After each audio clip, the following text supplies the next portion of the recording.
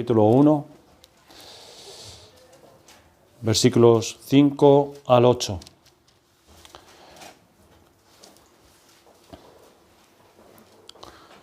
Por esta causa te dejé en Creta, para que corrigieses lo deficiente y establecieses ancianos en cada ciudad, así como yo te mandé. El que fuere irreprensible, marido de una sola mujer, y tenga hijos creyentes que no estén acusados de disolución ni de rebeldía. Porque es necesario que el obispo sea irreprensible como administrador de Dios, no soberbio, no iracundo, no dado al vino, no pendenciero, no codicioso de ganancias deshonestas, sino hospedador, amante de lo bueno, sobrio, justo, santo, dueño de sí mismo.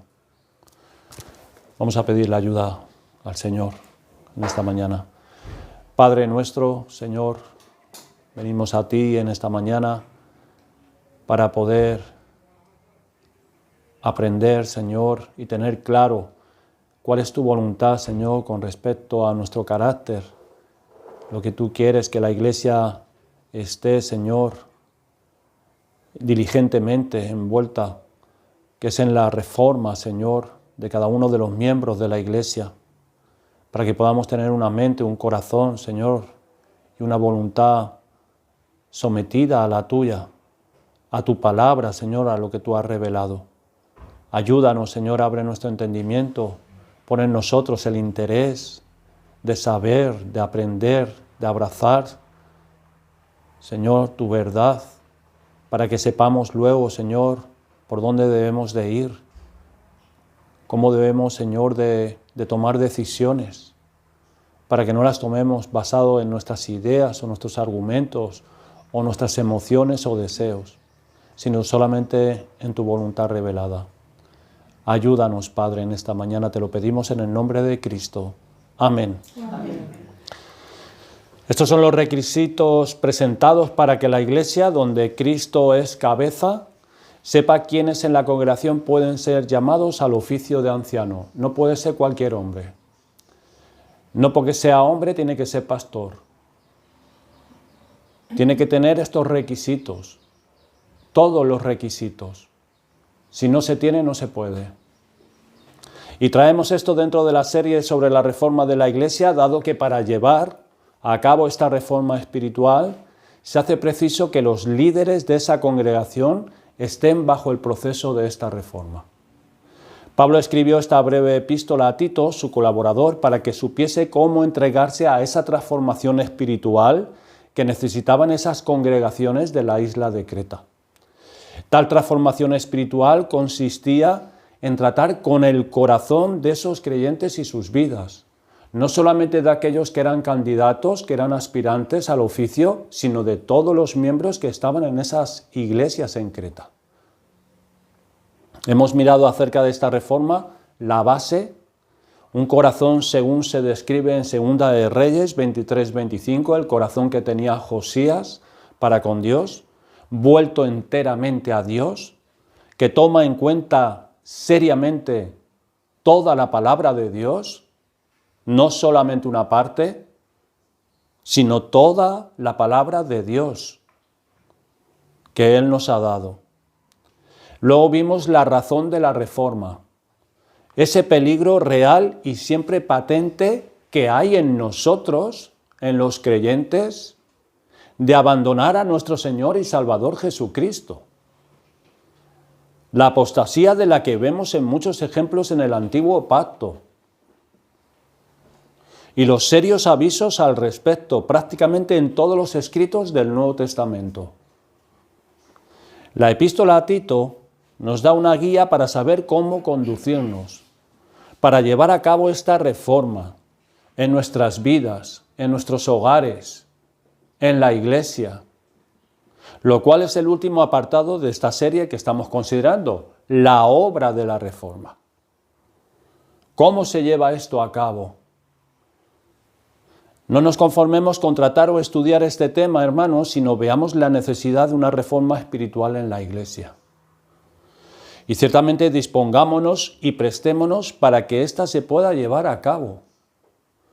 Y vuelvo a repetirlo, en nuestras vidas primeramente y en la iglesia. No es cuestión de hacer programas interesantes y atractivos para la iglesia. No es hacer cosas, actividades, sino disponernos para ser corregidos, quitando los estorbos, siendo moldeados, enseñados y dotados de las gracias a fin de encajar dentro del molde que en esta epístola nos presenta, que es cómo debemos de vivir. ¿Con qué podemos realizar esta obra en nuestras almas, hermanos? ¿Con qué podemos? Con el Evangelio. El Evangelio de la gracia de nuestro Señor Jesucristo. Ese es el martillo y el cincel que en la mano de Dios irá dando forma a nuestro carácter y a nuestra vida para que pueda encajar en ese patrón de la epístola de Tito. El Evangelio de la gracia de Dios.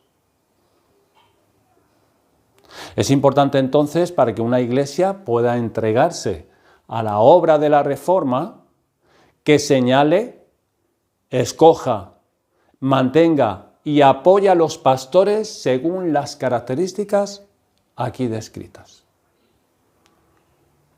Ellos serán los que estén encargados de ministrar y enseñar ese evangelio de la gracia de Cristo, instrumento necesario de Dios para la reforma de la iglesia. Y antes de hablar del objetivo a buscar en los miembros de la iglesia, que es el objetivo que todos tenemos que encajar en este molde, que hemos leído, que no es solamente para una élite, no es solamente para ciertos hombres, esos hombres más todavía, porque son ejemplo, pero es que es para todos nosotros, para todos. Bueno, pues antes de hablar del objetivo a buscar en los miembros de las iglesias, primero presenta a esos que tienen que estar al frente de ella, aquellos que son ejemplos. Y miramos el día anterior dos requisitos del versículo 6 y 7. Vimos lo que era irreprensible, que tiene que ser un hombre irreprensible. Aquellos que aspiran al obispado. E irreprensible también como administrador de Dios. Vimos esos dos requisitos. Hoy vamos a prestar atención al versículo 8. Amante de lo bueno. Amante de lo bueno. Habíamos hecho referencia a la lista paralela de 1 de Timoteo, capítulo 3, versículos del 1 al 7, dado en su momento. El versículo de Tito, de capítulo 1, 8, están los no mencionados en Timoteo. Es una lista que son muy similares, pero tiene sus diferencias. ¿Vale? Y aquí en el versículo 8, estos requisitos que aparecen no están en Timoteo. Recordad que estas no son virtudes naturales que aparecen en ciertos cristianos por su forma de ser o porque son así de nacimiento, que han nacido así y tienen estas virtudes y estas cualidades. No, de ninguna manera. En Timoteo 3, versículo 3, nos dice: porque nosotros también éramos en otro tiempo insensatos, rebeldes, extraviados, esclavos de concupiscencias, esto es, de malos deseos en nuestro interior, y deleites diversos, viviendo en malicia y envidia, aborrecibles y aborreciéndonos unos a otros. Las iglesias están formadas por hombres que en otro tiempo, hombres y mujeres, que en otro tiempo eran dominados por esos males, dominados.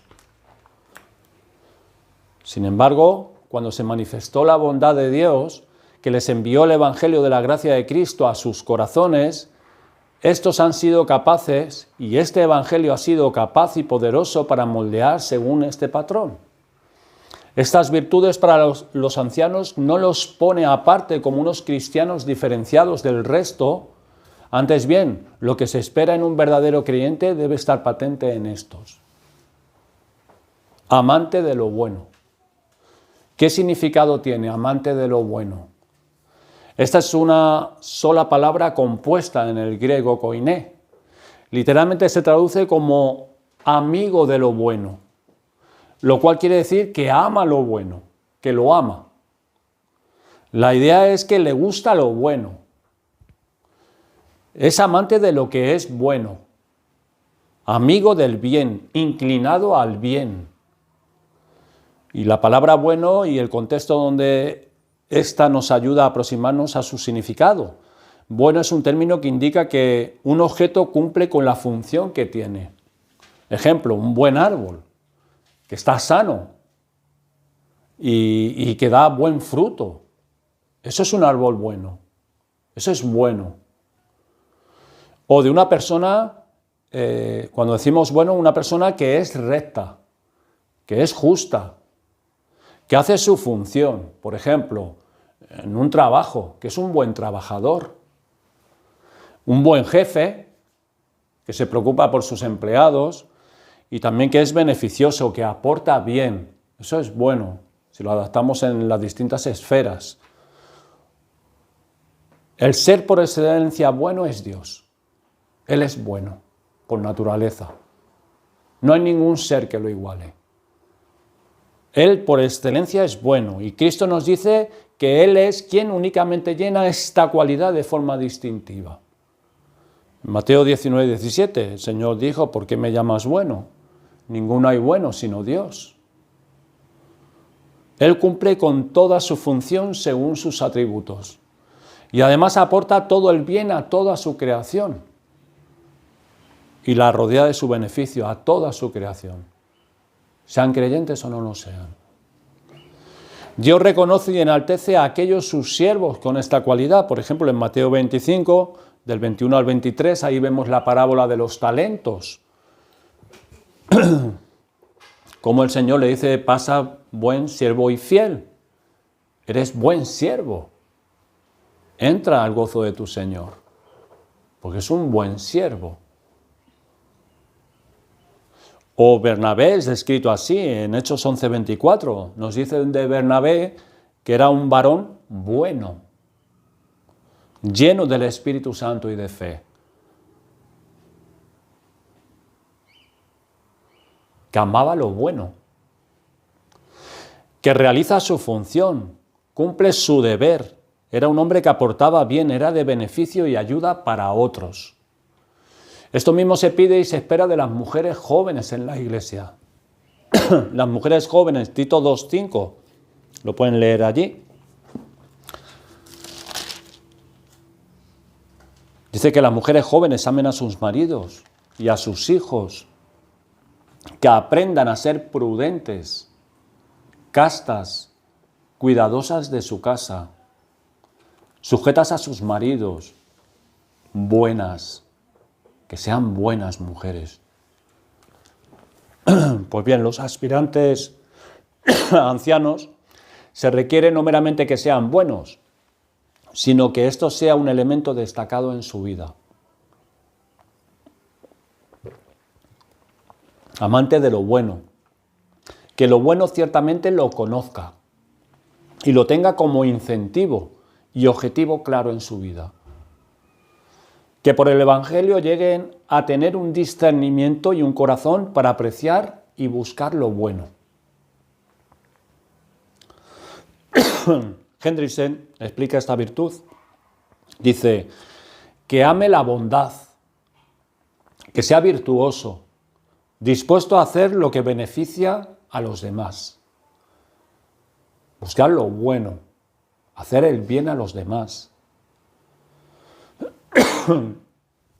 Perdón. Lo bueno. Ciertamente es una categoría muy amplia. Lo bueno para nosotros como criaturas dependientes y responsables ante Dios, por ejemplo, lo bueno para nuestra alma. ¿Qué es lo bueno para nuestra alma? Lo bueno para nuestra familia.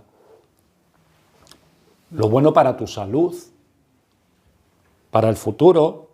Lo bueno en relación con los hombres, para la vida laboral. Lo bueno concerniente al desarrollo como persona. ¿Qué es lo bueno para todos estos aspectos de nuestra vida? Tendríamos que pararnos y pensar. ¿Qué es lo bueno? ¿Qué es recto, justo y provechoso en cualquier faceta de nuestra persona? Pues el amador de lo bueno es el hombre capaz de verlo, buscarlo e ser inclinado a promoverlo. Eso es amante de lo bueno. Es aquel que lo ve, que lo busca, que es inclinado a promoverlo. Eso debe de caracterizar a un aspirante al oficio de anciano.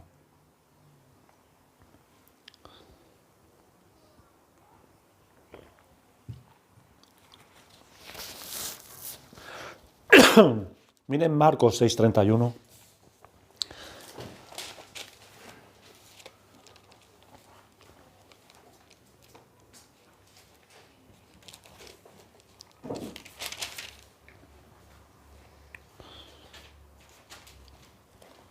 Hoy vemos un ejemplo de nuestro Señor,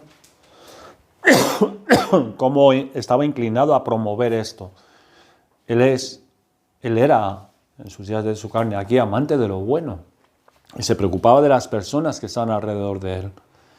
Y aquí vemos cómo estaban los discípulos, dice que en el versículo 30, entonces los apóstoles se juntaron con Jesús y le contaron todo lo que habían hecho y lo que habían enseñado, porque el Señor los había comisionado y ellos habían salido a predicar el Evangelio, a sanar a los enfermos.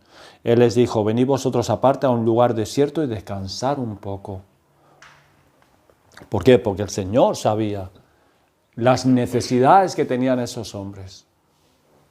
Y nuestro Señor busca el bien para los suyos. Además del espiritual, el que tiene que ver con su cuerpo. Y después de aquella intensa misión sabe que sería bueno para ellos un reposo. En Hechos 10:38, como dice el texto, como Dios ungió con el Espíritu Santo y con poder a Jesús de Nazaret, y como éste anduvo haciendo bienes y sanando a todos los oprimidos por el diablo, porque Dios estaba con él. Así Pedro resume la vida de Cristo, como uno haciendo bienes a las personas que estaban con él, alrededor de él, haciendo bienes. En 1 Timoteo 5:23 vemos también al apóstol Pablo buscando y promoviendo la buena salud para Timoteo, aconsejándole que no bebiera solamente ya agua, sino un poco de vino por causa de su estómago y frecuentes enfermedades que tenía Timoteo. Por ejemplo, en 1 Tesalonicenses 5:21 al 22, vayamos allí un momento.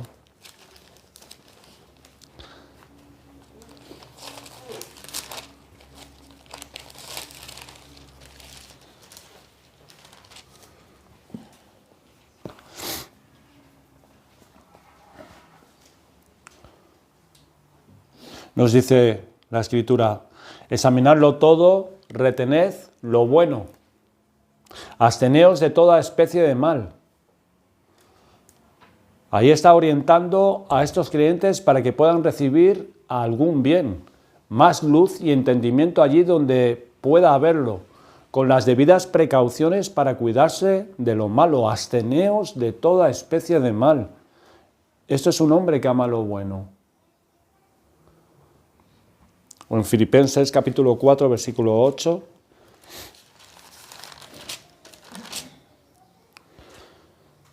Por lo demás, hermanos, todo lo que es verdadero, todo lo honesto, todo lo justo, todo lo puro, todo lo amable, todo lo que es de buen nombre, si hay virtud alguna, si algo digno de alabanza, en esto pensad. El apóstol promueve a estos creyentes que piensen, que inviertan el tiempo y sus facultades en aquello que realmente es bueno, provechoso, útil para su entendimiento, para su desarrollo como persona, para que sepan hacer bien a los suyos y a otros. Que inviertan el tiempo, que se esfuercen. Por eso les dice en lo que tienen que pensar. Hermanos y amigos, el hombre es un ser complejo que además de tener alma, tiene cuerpo, además de depender y relacionarse con Dios, debe de relacionarse con los hombres, debe de desenvolverse en este mundo para cumplir con unas responsabilidades, para provecho suyo y de los suyos y de otros, y para ello precisa prepararse, desarrollarse y reposar. Y todo esto hace imprescindible que sepamos qué es bueno realmente para nosotros.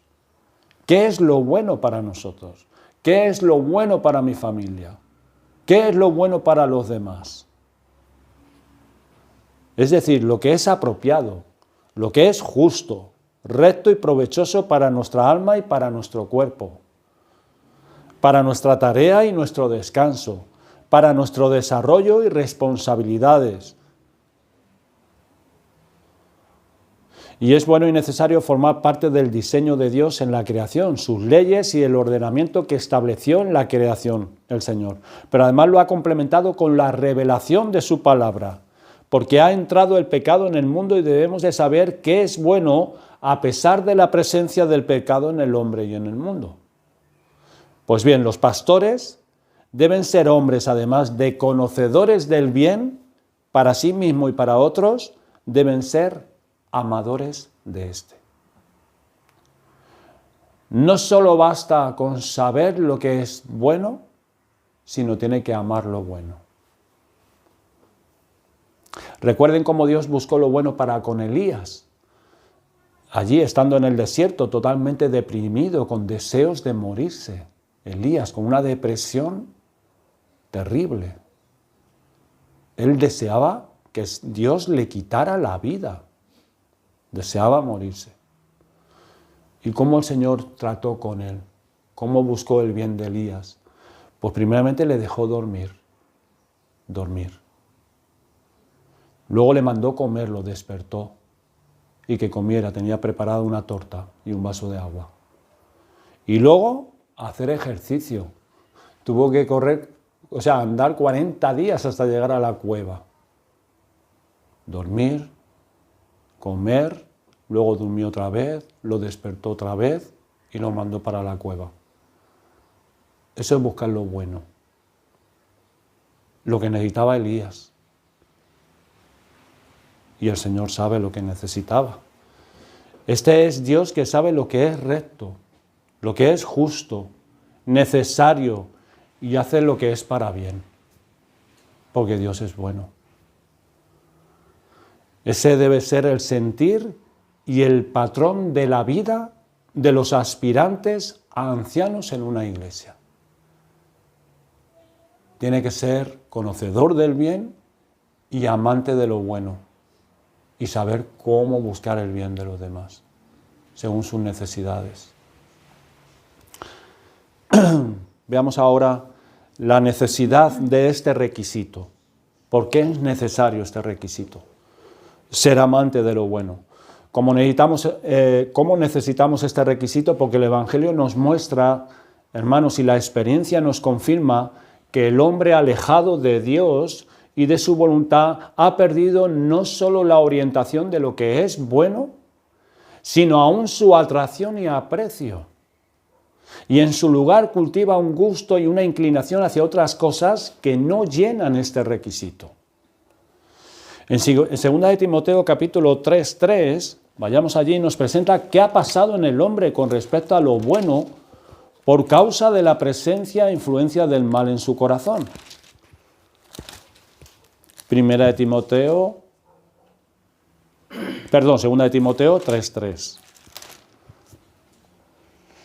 Nos dice, hablando de estos hombres, sin afecto natural, implacable, calumniadores, intemperantes, crueles, aborrecedores de lo bueno. Aborrecedor de lo bueno. Esto es la disposición opuesta a la señalada. Esto sí es una verdadera y tremenda crisis. Es una sola palabra y expresa lo contrario al amor, a la amistad, que aborrece. El hombre caído, el hombre que no conoce a Dios, odia lo que es bueno, lo odia. Es aborrecedor de lo bueno, lo aborrece. Habla de tiempos críticos y de ciertos hombres en el versículo 1 y versículo 2. Dice que también debes saber esto, que en los postreros días vendrán tiempos peligrosos. Estamos en los postreros días ya. Dice, porque habrá hombres amadores de sí mismos, avaros, vanagloriosos, soberbios, blasfemos, desobedientes a los padres, ingratos e impíos. Y estamos en estos tiempos críticos, pero en distinta medida esto es lo que está pasando al hombre por el deterioro que produce el pecado en nuestras almas. Habla ahí en el versículo 2 de este mismo capítulo, habla de la existencia de hombres amadores de sí mismos, que se aman a sí mismos.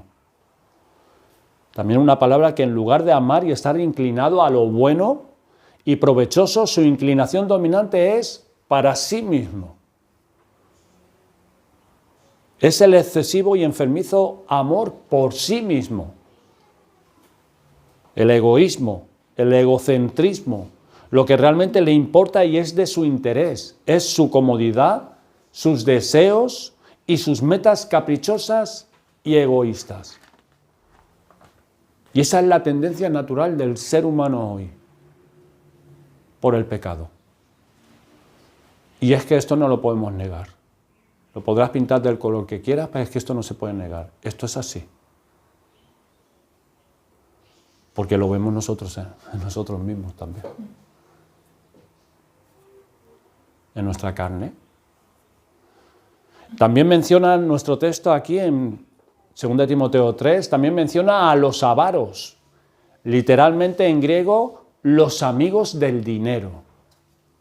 Que son amigos del dinero. Que tienen un gusto, amor por el dinero. Estos son codiciosos, avariciosos. No pueden llenar la medida de sus deseos. Siempre quieren más. Más. Filipenses 3:19.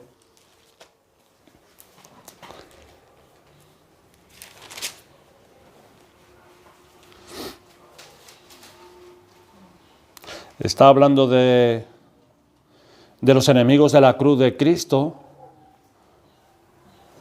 Y dice Pablo en el 19, el fin de los cuales será perdición, cuyo Dios es el vientre y cuya gloria es su vergüenza, que solo piensan en lo terrenal. Está hablando de hombres engañosos que se presentan como líderes espirituales en las iglesias. Y Pablo los descubre como hombres que su Dios, su propio Dios, es su propio vientre. Quien les mueve y lo que buscan en el fondo es llenar su vientre, dice Pablo. Sus ganancias, el dinero que sacan de ello.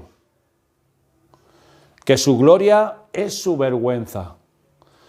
Aquello que representa el objetivo principal y más precioso para su vida. Es algo dañino, que traerá vergüenza. ¿Y cuántos presumen y se glorían de su coche, de su casa, de su cuerpo, de su chica? Si se pueden dar cuenta, verán qué vergüenza y dañino es gloriarse en todo esto. En tu coche, en tu casa, tu educación. Cosas que no van a durar. Que puestas en su lugar apropiado también. Pero ¿cuántos se glorían de esto? Piensan solo en lo terrenal, en lo de aquí y ahora. Los asuntos de este mundo, de esta vida, es su único interés. El placer y las satisfacciones pasajeras y materiales ocupan sus mentes.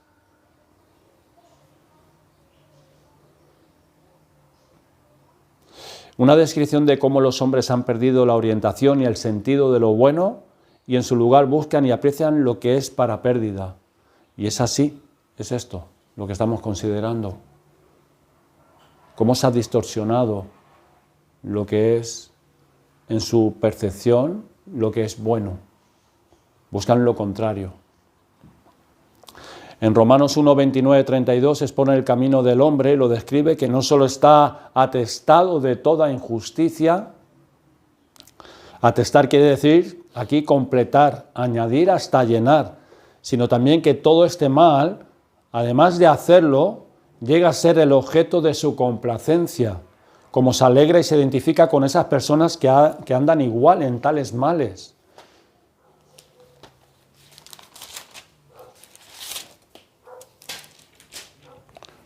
Miren,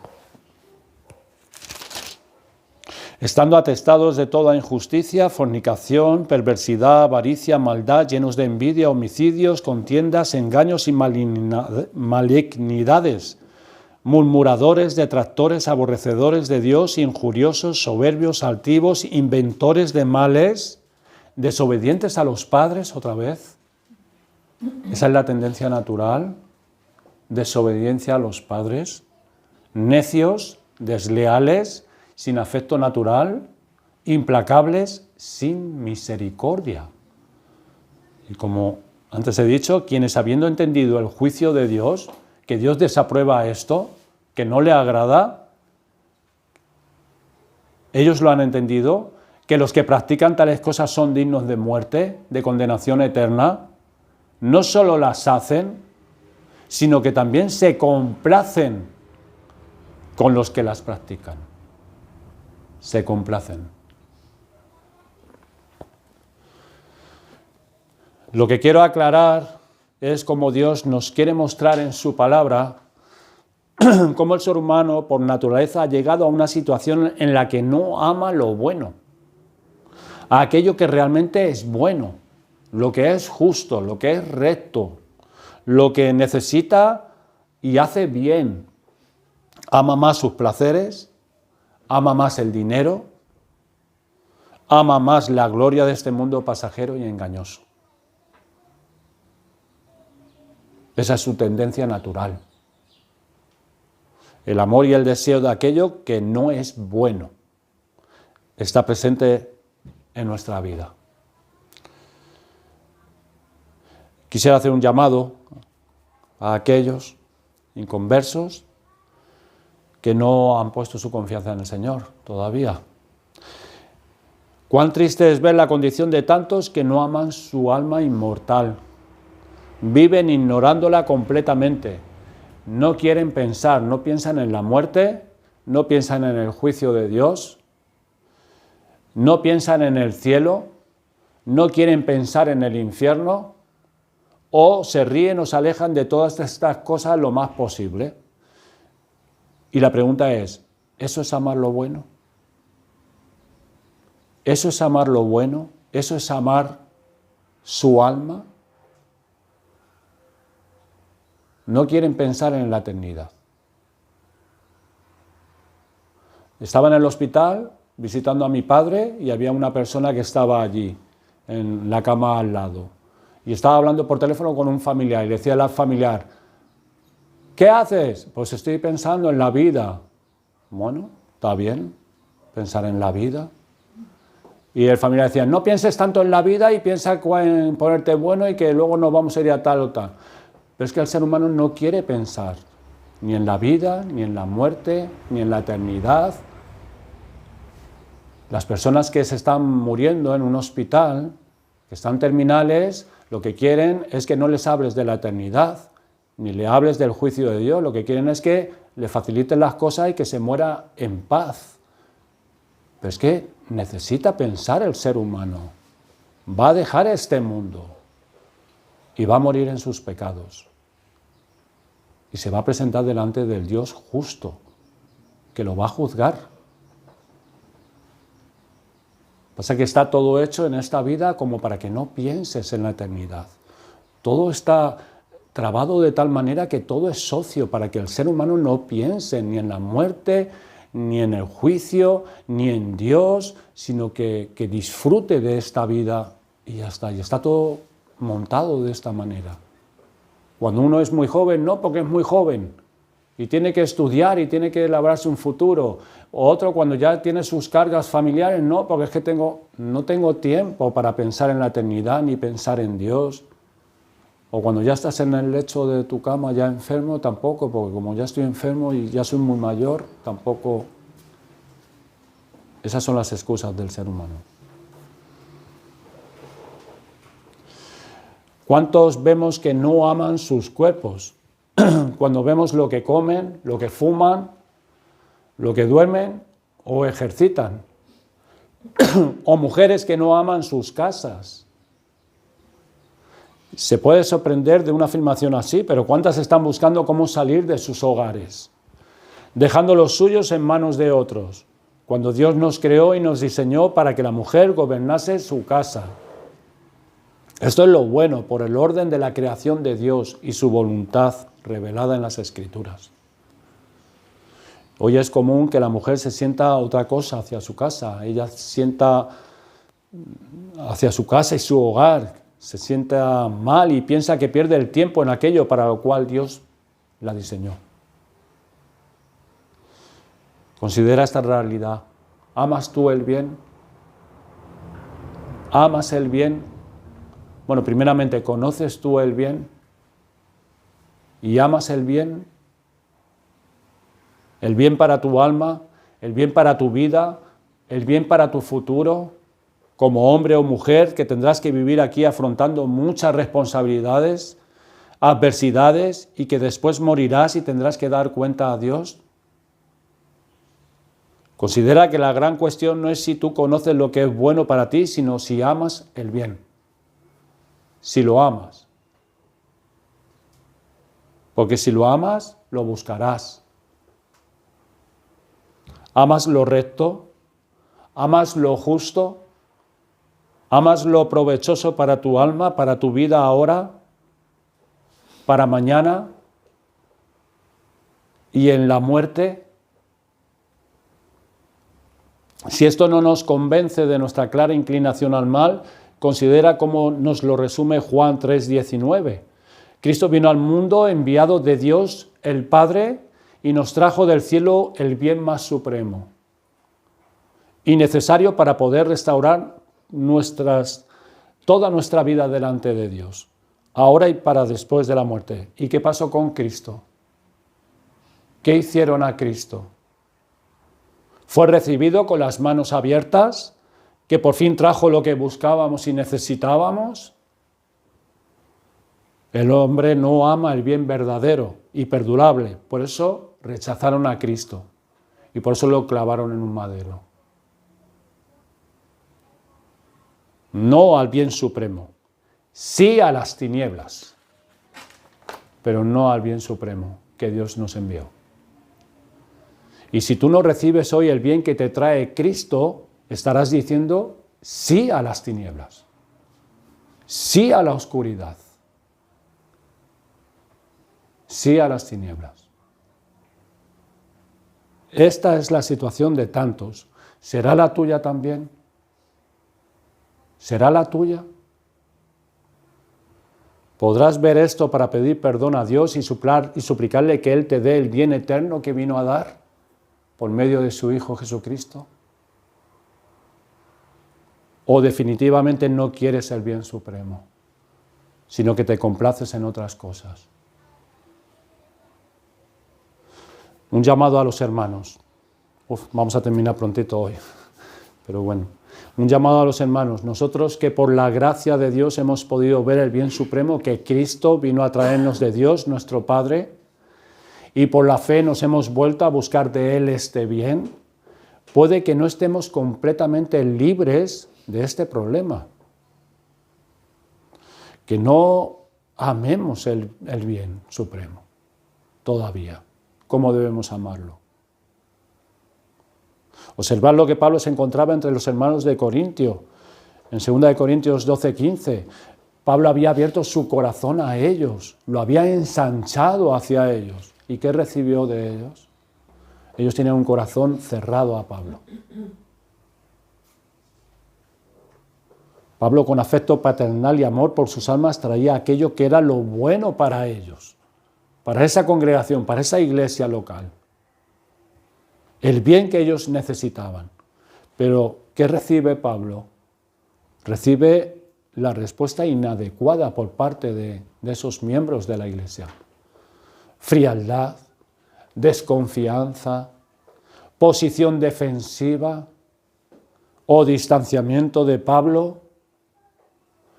No apreciaban ese bien que él les traía, querían otra cosa. Y lo querían de otros, no de Pablo, de otros. No coincidía en estos creyentes el bien que necesitaban con lo que buscaban o esperaban.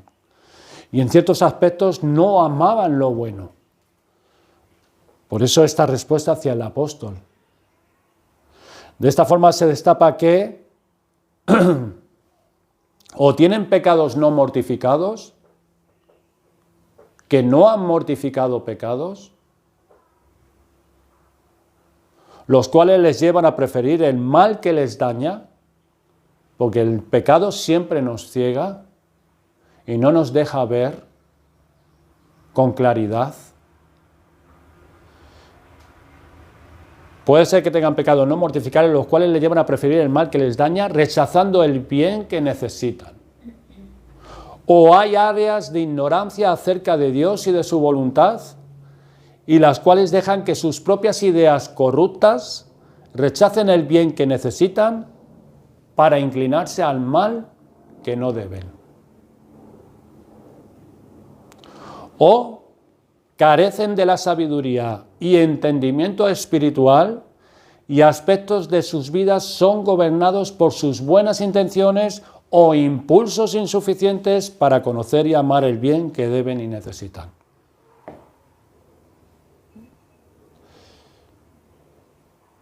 Puede ser por estas tres cosas, por las cuales no amamos lo bueno como debiéramos amarlo.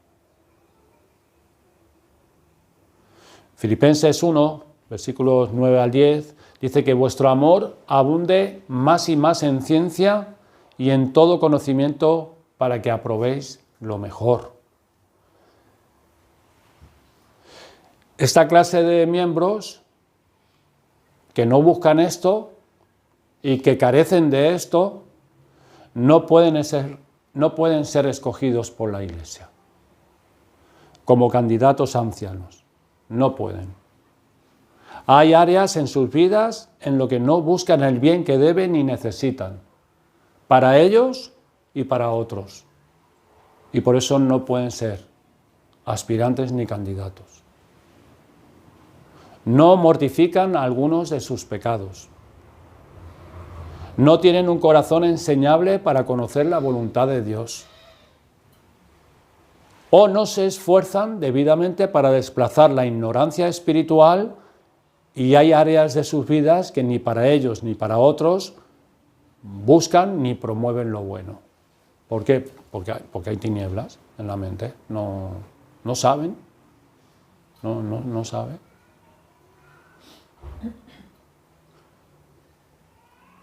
Entonces no pueden ser candidatos hombres así. Eso lo tenemos que tener claro. Los aspirantes, los ancianos en la Iglesia deben ser como dice 1 Timoteo 4, 15, 16. Vamos a leerlo un momento.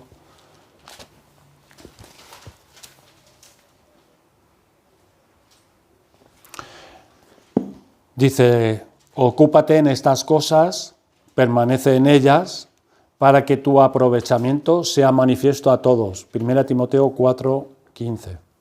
Y el versículo 16. Ten cuidado de ti mismo y de la doctrina.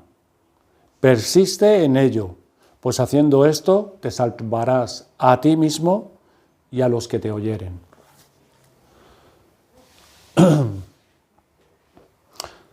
El aspirante anciano en la Iglesia recibe el Evangelio, se ocupa en ello de tal manera que ciertamente puede ir mortificando sus pecados, porque se expone a la palabra de Dios. Por eso es irreprensible, ¿se acuerdan del otro requisito?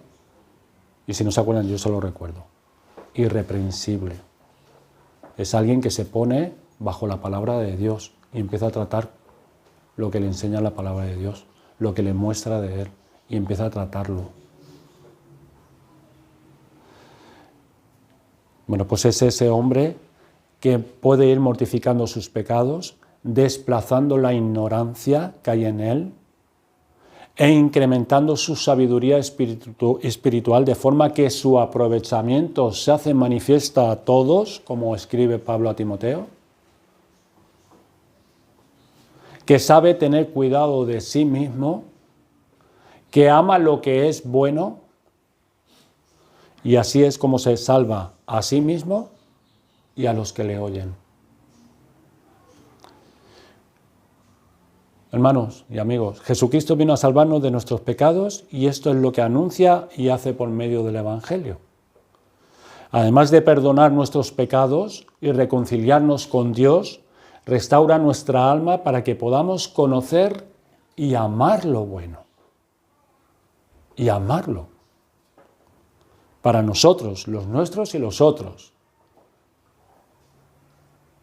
Esto es lo que hace el Señor. Si hay áreas en nuestra vida que todavía no hemos llegado hasta ahí, no es para tampoco desanimarnos, porque el Evangelio es esperanza. Es lo que tenemos que hacer. ¿Qué tenemos que hacer? Pues ir al Señor. Y reconocer, y buscar de Él su rostro, y que Él nos hable a través de su palabra, y que el Evangelio produzca en nosotros este amar lo bueno, el buscar lo bueno a los demás. ¿Cómo puedo hacer yo bien a esa persona? ¿Cómo puedo buscar lo que es justo, provechoso, lo que es recto, lo que es bueno? Para mí primeramente y para los míos y luego para los demás. En los aspirantes ancianos esto debe ser patente. Es para toda la Iglesia, pero para aquellos que son candidatos, aspirantes, esto tiene que ser patente. Pero patente, algo que se vea. Algo que se vea. Pues quiera darnos Dios pastores así, que realmente el Señor levante hombres así. Sea entonces esto lo que nosotros busquemos, pidamos para la gloria de Cristo y para el bien de nuestras almas y de nuestras vidas. Vamos a orar al Señor.